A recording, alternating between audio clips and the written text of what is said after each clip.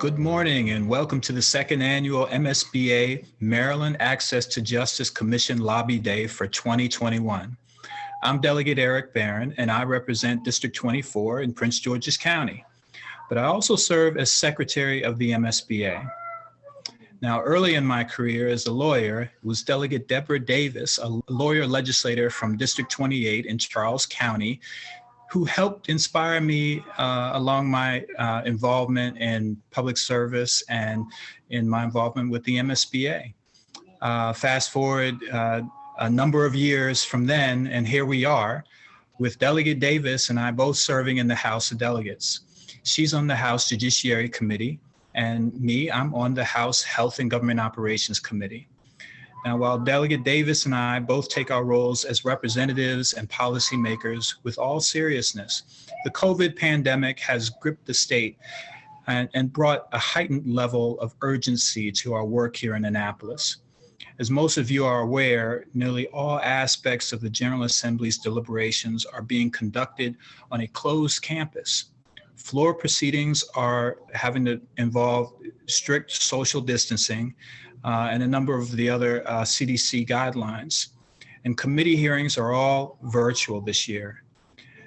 Not only do these pandemic conditions make policy work more challenging for us as members of the General Assembly, but these unfamiliar conditions and the safety restrictions here on the legislative campus make our work and the work of advocates and lobbyists even more challenging. This year's ever-changing health landscape brought about by the COVID-19 pandemic has really struck a chord with me. COVID-19 has cut a wide swath through nursing homes and minority communities and rural communities across Maryland. So I have a keen awareness of the consequences of the spread of the coronavirus pandemic through our state. Among the many challenges the General Assembly faces over the remainder of the 2021 session, protecting the health and well-being of the people of Maryland is paramount. However, more broadly, I recognize that there are economic obstacles facing Maryland families: unemployment, eviction, foreclosure, and barriers to education as we knew it. I'm working diligently with as many stakeholders as possible so that I am armed with all the best information at my disposal to do my part to address these problems. An integral partner in developing my preparedness has been the MSBA. As a former member of the MSBA Laws Committee and being familiar with the policy development role of the sections of the MSBA, I'm very aware of the positive impact the MSBA brings to the legislative process in Annapolis. Perhaps now more than ever, the General Assembly needs dedicated advice and advocacy of the MSBA. I thank you for your continued involvement and look forward to our work together for the remainder of the 2021 session. Thank you.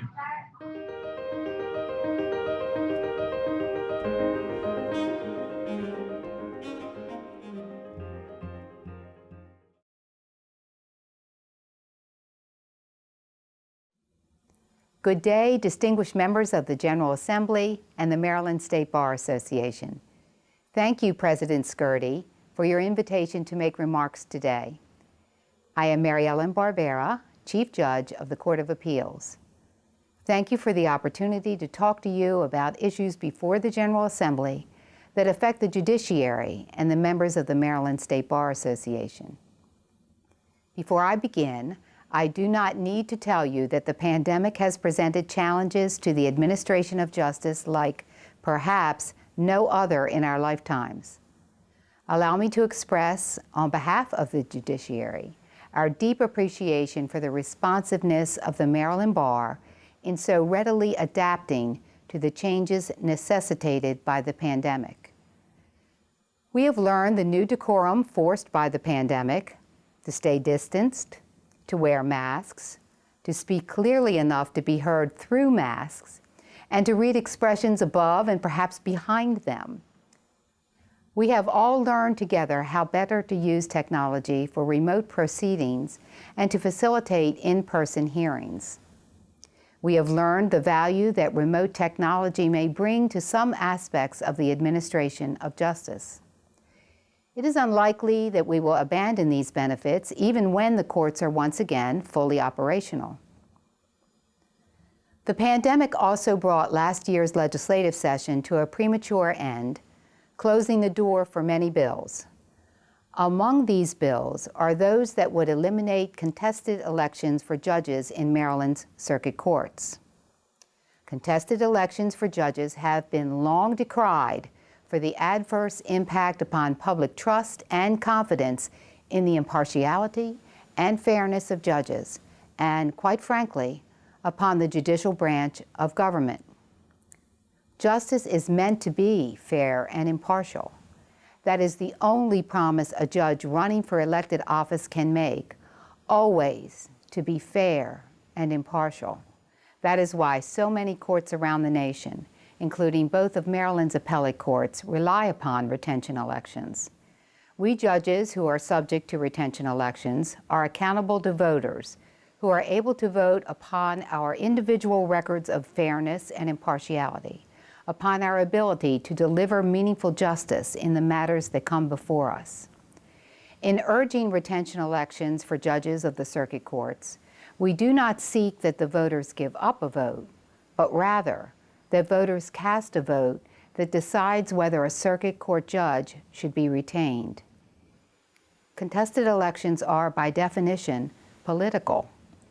According to commentator George Will, and I quote, "Politics in a democracy is transactional. Politicians seek votes by promising to do things for voters who seek promises in exchange for their votes." Though there are some ethical restraints on lawyers seeking judicial office through a contested election, the temptation to make promises about future performance is simply too great. And those who support the candidate are able to launch communications that are inaccurate and unfair, while the judge, him or herself, must stand silent in order to maintain the promise of fairness and impartiality. Judges are not politicians. They cannot make promises about how they will rule in future cases. They cannot promise, for example, to be tough on crime. Further, where there are contested elections, there is the need for money, far more than a public servant should need to raise. That requires the unfortunate solicitation of funds, which, even at arm's length, can give the impression of a promise made. Justice Sandra Day O'Connor added her voice to ending contested elections in Maryland a full decade ago. Justice O'Connor urged, and I quote, "And I don't think we should have any cash in our courtrooms. It doesn't belong there." Lawyers and judges across Maryland and throughout this nation will tell you how wholeheartedly they agree. It is no accident that the MSBA has urged strongly for the end of contested elections of circuit court judges for many years now. To achieve justice, fairness, and impartiality must be the only currency in Maryland courts. We have come such a long way in Maryland from the early 80s, when courts were overwhelmingly white and male. Combined, only about 12% of judges were either a woman or a person of color. Today, our courts look so much more like the Maryland communities that we serve, and that is a very good thing. It is important that all who seek access to justice in our courts know that people from all backgrounds, including theirs, serve with distinction as judges in Maryland courts. Although contested elections may have played a role decades ago to begin diversifying some courts in Maryland, Maryland governors and the judicial selection commissions, not to mention state, local, and specialty bars, have established effective procedures for the screening of judicial applicants. These procedures have played the largest and most effective role in ensuring the diversity of judges we now enjoy. Retention elections will provide the voters the accountability they are owed and build, rather than diminish, trust and confidence in the judiciary. In addition, we are once again supporting changing the names of Maryland's appellate courts, which have long been a source of confusion for the members of the public we serve, as well as attorneys from other states. Although the names of our appellate courts have enjoyed a long tradition, the rationale and time for change has come. The COVID-19 pandemic is not the only challenge we face in government or as a state and nation. The economic and social damage done by the pandemic has perhaps also helped open a broadened perspective on social issues that have long festered. Last summer, I issued a statement reiterating my commitment to equal justice under law for all. Shortly thereafter, I authorized the creation of a standing committee on equal justice within the Judicial Council. Chaired by Court of Special Appeals Judge Gregory Wells, the Committee on Equal Justice is without doubt the largest of the Judicial Council. Members of the Judiciary have devoted many hours to the committee, its subcommittees, and work groups. This on top of the extraordinary service they have provided during the pandemic. The Committee on Equal Justice will be making recommendations to strengthen the judiciary's commitment to and implementation of equal justice under law for all. The MSBA, through its support of Maryland's Access to Justice Commission, chaired by Ward Coe, also has undertaken important work on civil justice. The Access to Justice Commission has joined with General Brian Frosh to form the COVID-19 Access to Justice Task Force.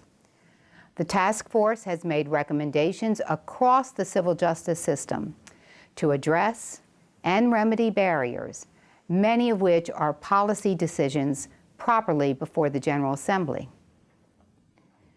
We in the judiciary stand by our commitment to equal justice under law. It is our mandate.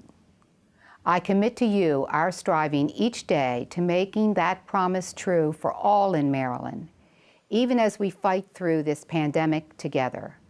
I wish you all a productive session, and I thank you.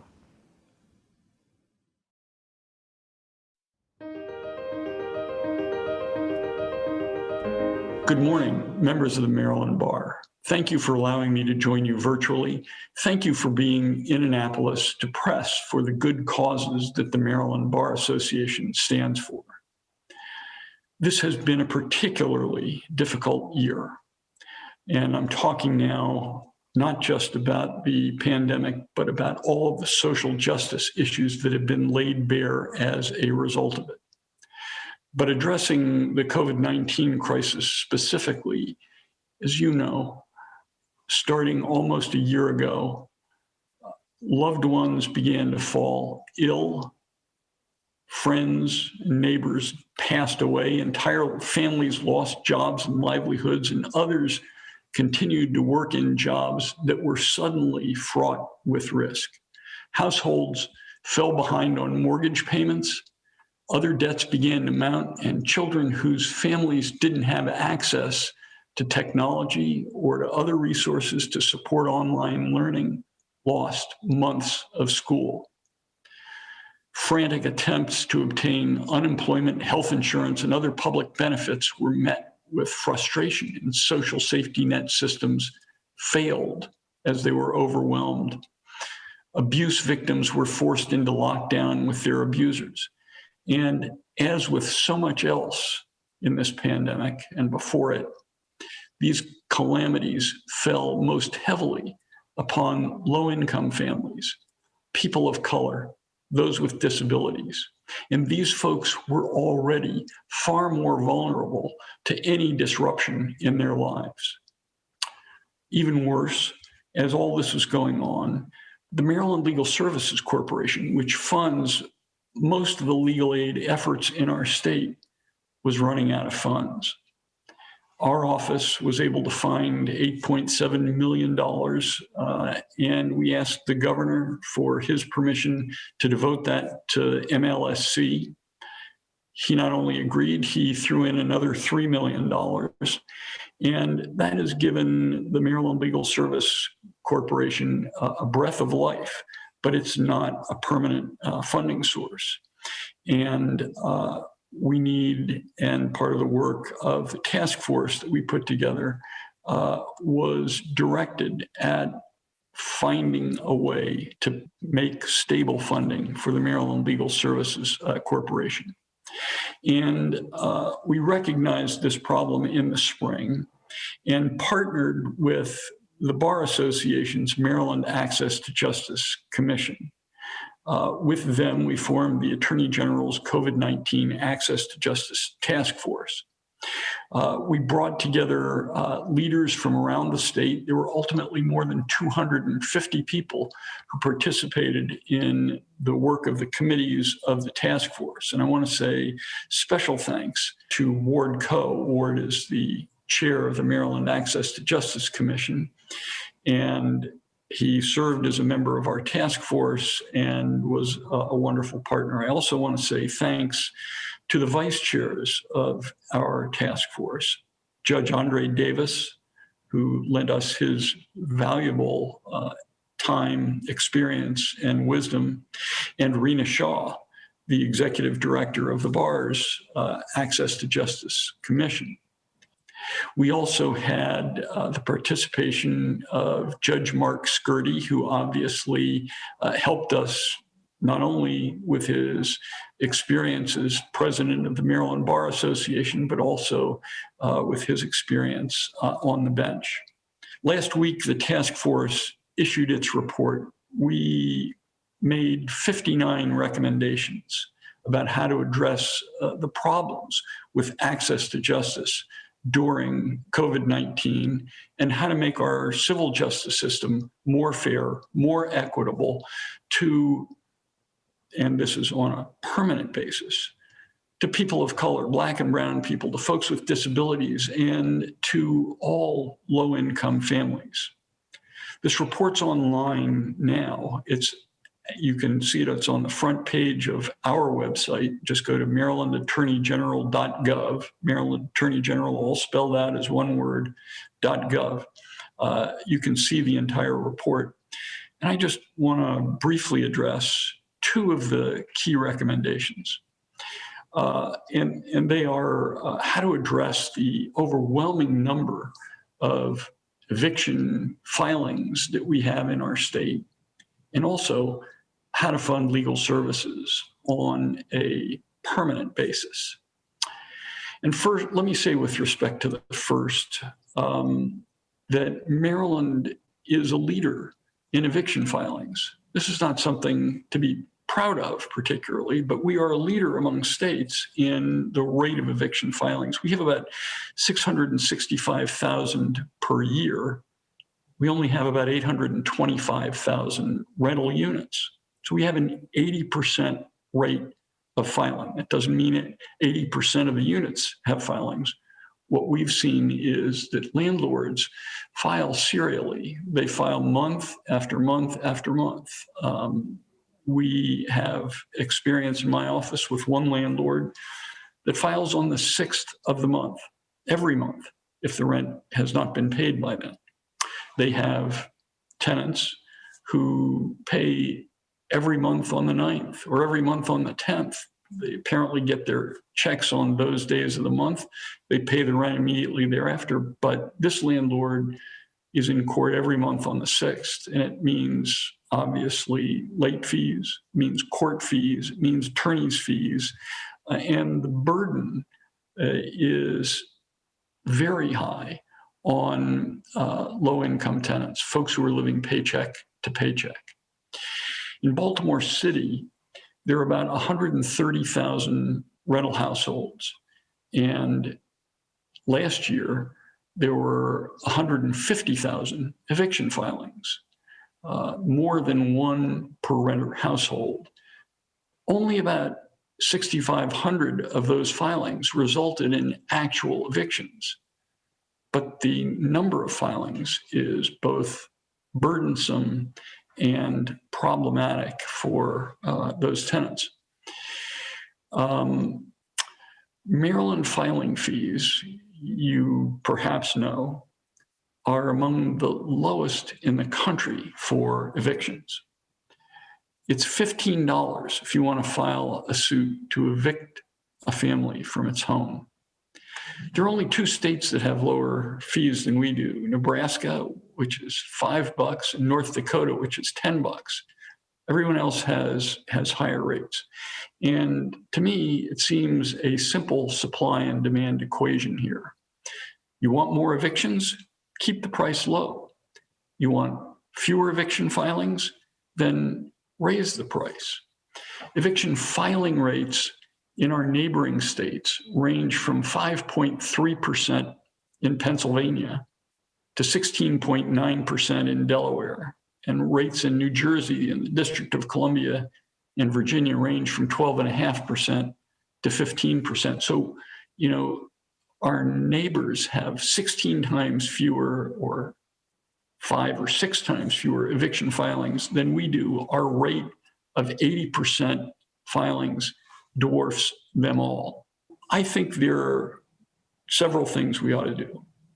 First, we ought to raise the price to the national average, or actually just a little short of the national average. My office is going to propose legislation that will raise the filing fee from $15 to $120. The legislation will also prohibit the $120 fee from being passed on to tenants. So we are, I think, with an increase in cost, going to reduce the number of evictions that are filed in our state. And we are going to take the money that it raises, and I believe it will raise tens of millions of dollars. We're going in our legislation to devote that money to fund the Maryland Legal Services Corporation and expand their ability to represent folks who desperately need their services. I hope you can join me in advocating for this piece of policy, but whatever you are fighting for while you're in Annapolis, I want to thank you. I want to thank the Bar Association, the Maryland Access to Justice Commission, and all of you who contribute so much to our state through your work for the bar. It's going to be more challenging to get your message across this legislative session than it would normally, but it's going to be more important than ever. I'm hopeful that we can seize this unprecedented chance and work collectively to address the problems that this pandemic has laid bare. As much suffering and loss as this public health crisis has wrought, let us not compound the tragedy by failing to ensure that it paves the way to progress. Thank you very much.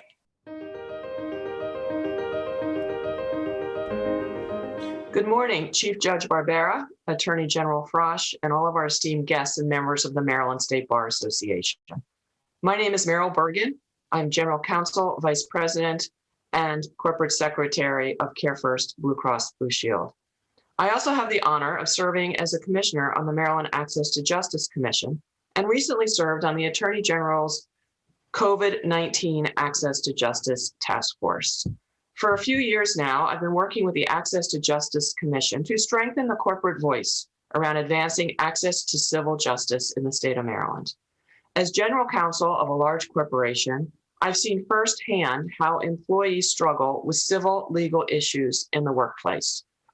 Corporations are used to thinking about the toll that health problems and the lack of access to appropriate medical care can have on their employees' well-being, attendance, productivity, and performance.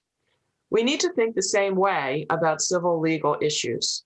If an employee is facing eviction, domestic violence situation, child custody issues, significant debt, or estate matters if a loved one has passed away, it is impossible for them to leave these issues at home and not bring them into the workplace.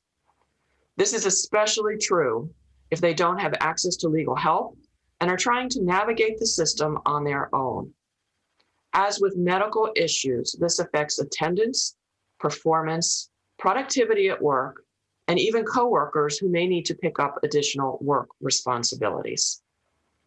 There are ways that corporations can partner in helping to address access to justice crisis. They can offer legal service benefits to their employees, as we do at Care First.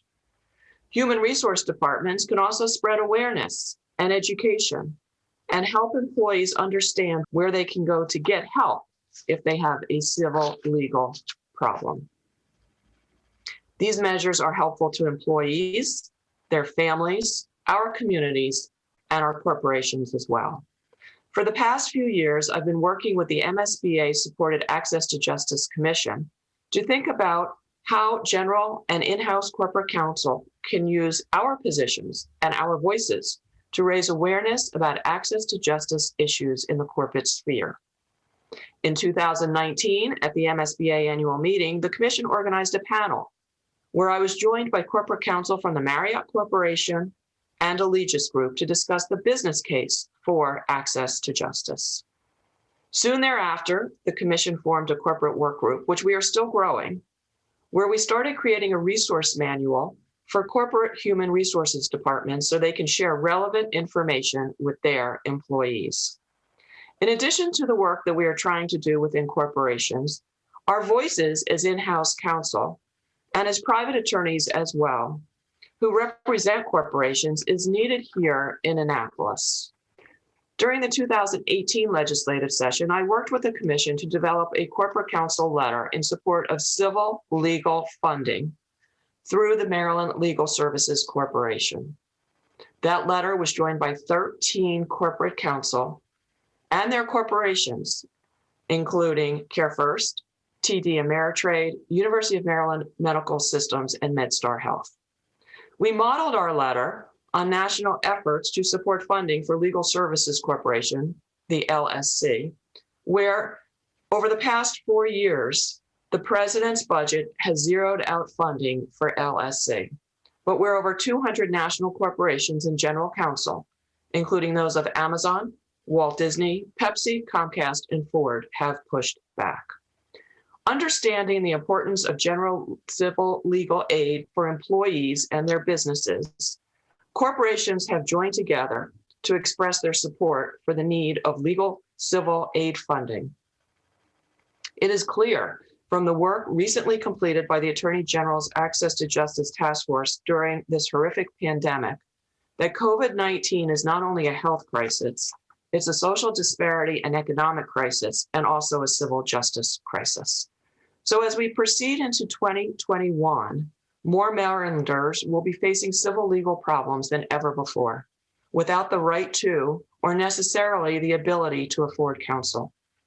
Earlier this year, I penned a Baltimore Sun op-ed encouraging Governor Hogan to aid civil legal aid through funding of the MLSC as a line item in his budget. This is necessary because it is predictable that in a time of crisis, when demand for legal civil service aid spikes, funding will plummet. This is why legislative action is so necessary, and we must all speak in a collective voice. The Commission will be spearheading another letter in support of civil legal aid funding this legislative session. As corporate counsel, we have a unique voice and an opportunity to highlight the business case for this civil aid and necessary support. I am so very proud of the MSBA Access to Justice Commission partnership, members of the MSBA such as yourselves, who make this type of work possible. Thank you on behalf of all Marylanders. Thank you for using your voice today to raise awareness about the need for civil legal aid funding. Thank you for making the voice of all sectors of the legal profession be heard. And thank you to the MSBA.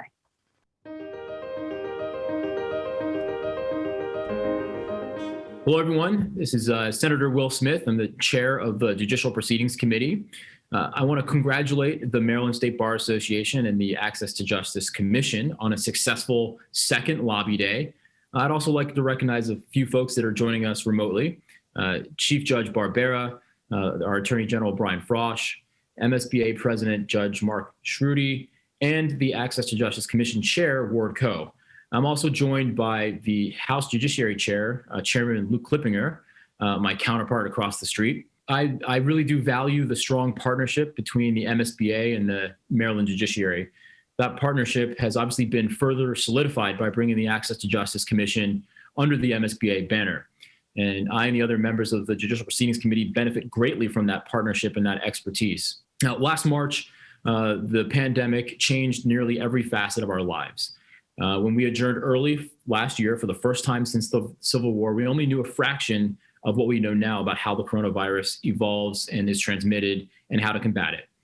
And what I've been focused in on the last couple of months is what lessons we can learn and capturing some of the lessons we've learned because we've been forced to innovate and change the way we do business.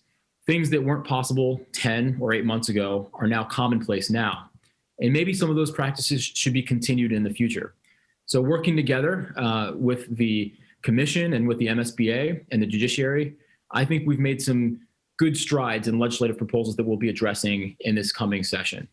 I want to say thank you for your time and for your efforts and for your expertise. I look forward to working with you in partnership in the months and years ahead.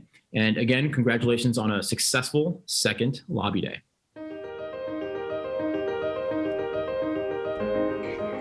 Good morning, good day to all of our distinguished guests and members of the Maryland State Bar Association. I'm Sharon Krevor-Weisbaum, and I'm managing partner at the law firm of Brown, Goldstein, and Levy. I'm a proud member of the MSBA, and I recently became a commissioner on the Maryland Access to Justice Commission. I'm honored to be speaking with you today at the second annual MSBA Lobby Day. I'm pleased that the MSBA and the Maryland Access to Justice Commission are partnering to bring the voice of the legal profession to Annapolis. As a leader of a law firm, this is not a hard statement for me to make. Lawyers matter. Our job is to know the law, the processes, and the system, and to use that to yield the best results for our clients. Although plenty of research shows that having legal representation is the key differentiating factor in the outcome of a case, we as lawyers know this viscerally. It is as plain and obvious as knowing that you have exponentially better chances at a successful surgery when it's performed by a trained doctor, in the same way that if you have a lawyer with you in court, you will do so much better. Yet, it is striking to me how we approach our civil justice system. We do it as though we are doing WebMD. Every day in the civil justice system, most Marylanders are pretty much left to the internet and to their own devices to deal with serious legal issues that have life-altering consequences for them. In society and in our profession, we espouse the ideal of justice for all, but we cannot ignore the chasm between this ideal and reality. And as highlighted in the Attorney General's Access to Justice Task Force report, COVID-19 has made this chasm wider and deeper than it has ever been for Marylanders. As a manager of a business, a law firm, I'm well aware that the legal services we provide are determined by clients' ability to pay, and that in the civil justice system, as it's set up right now, justice is possible for those who can afford to pay, but generally not for those who cannot. Sure, I'm proud that my firm and many other firms, large and small in our state, do our part to make the system more fair and more accessible. We take on pro bono cases and we make financial contributions. We infuse the culture of our firm with a mindset that being a lawyer is more than a job, with the mindset that we have to do pro bono work and that we're duty bound to do it. However, in the most recent pro bono services report released by the courts in 2019, of the almost 17,377 full-time lawyers in this state, about half of us provide pro bono services. And about close to 7,500 of that contribute large sums of money, maybe $7.5 million, to pro bono organizations that provide civil resources to people who need it. And about 4% of lawyers in government and close to 8% of corporate counsel provide pro bono work. The problem is that's not enough. There's no doubt that we as lawyers have room to improve, and there's a lot of opportunities for growth in that space. But I support the task force's recommendation on pro bono, but I know, and you know, that the problem that we face in this state is too big to handle on our own within the legal community. As leaders in our profession, we must be vocal and use our extensive network of influence to communicate clearly and unequivocally to lawmakers and decision makers that in order to solve the crisis of this magnitude that we have before us, we need meaningful investment of public funds. The pandemic has forced us to confront the civil justice crisis head on because we can't continue like we have been. There is a tsunami of evictions before us coming. And if we don't do something, if our legislature does not do something to find the money, there will be immeasurable suffering that is going to occur. Providing a right to counsel in eviction cases is a common sense and cost-effective solution that has been proven to reduce evictions. We have to confront this looming crisis. It is important to note that even with the legal protections that were put in place during COVID-19, 2,500 renter families in Maryland were evicted during the pandemic because the protections that were put in place still required people to go to court and defend their case. By the end of this year, a staggering 320,000 Maryland households are predicted to face eviction. A recent Maryland Stout report shows that if we were to invest $5.7 million in a right to civil counsel for tenants in just one jurisdiction, there would be a yield of over $35 million in benefits and cost savings to the state and to the local jurisdiction. These cost savings relate to homeless shelter costs, Medicaid spending in hospitals, homeless student transportation, and foster care costs.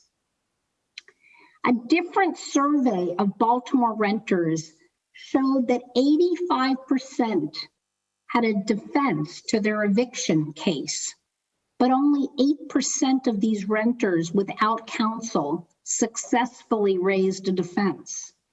With legal representation, that study tells us that 92% of those represented would avoid a disruptive displacement.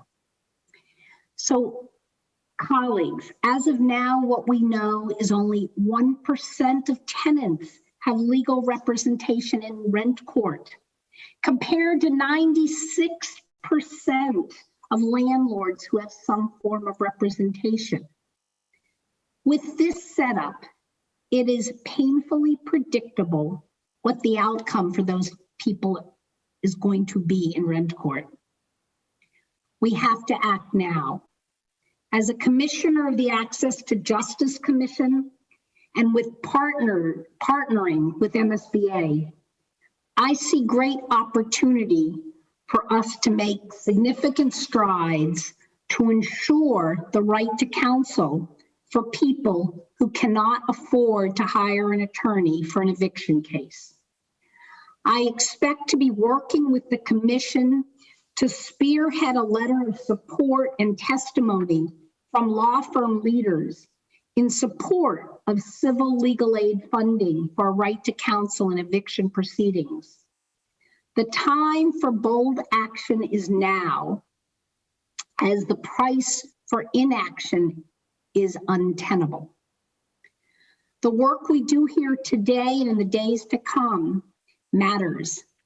MSBA members like us can use our collective voice to bring about change.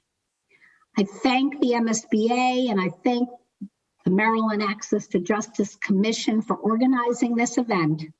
And thank you all for showing up to make a difference. Good morning. It's a pleasure to speak with you virtually today from the House Judiciary Committee. I'm Luke Klippinger, the chair of the House Judiciary Committee and a member of the House of Delegates from Maryland's 46th legislative district, including most of South and Southeast Baltimore City. I'm very happy to be here today and joining Chief Judge Barbera, the Attorney General Brian Frosh, MSBA President Judge Mark Skirty, Maryland Access to Justice Commission Chair Ward Coe, and my good friend from across the street, the chair of the Senate Judicial Proceedings Committee, Chairman Will Smith.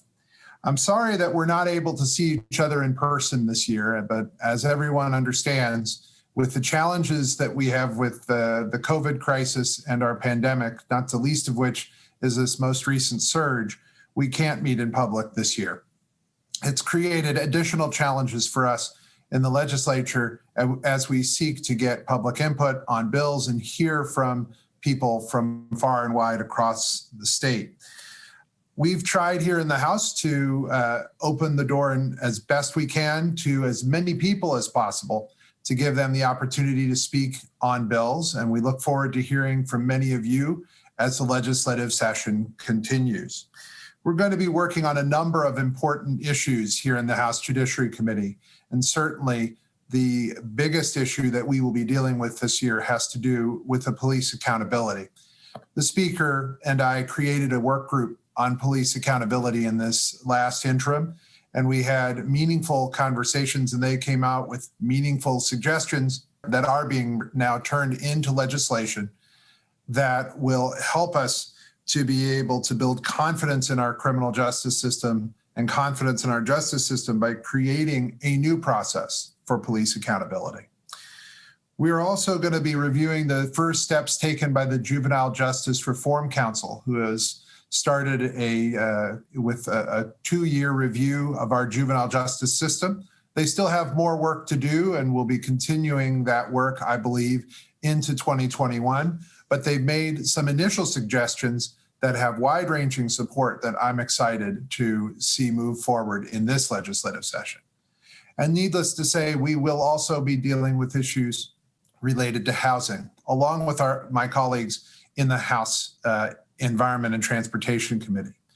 In the Judiciary Committee, we deal with issues related to access to justice, and one of those issues deals with the fees that people have to pay when they file evictions. We're going to hear a number of bills, including the Attorney General's bill and my bill, related to increasing the cost of eviction filing fees so that we can put that money towards, in both cases, towards legal aid so that more low-income Marylanders can get better access to assistance when they need it, whether it's with evictions or any number of other issues.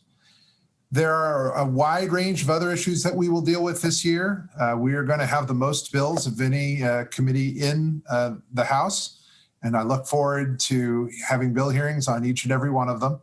So while we won't be able to meet in person, I do look forward to seeing you virtually over the next 90 days. And I appreciate MSBA for all of their hard work down here in Annapolis and representing attorneys across the state.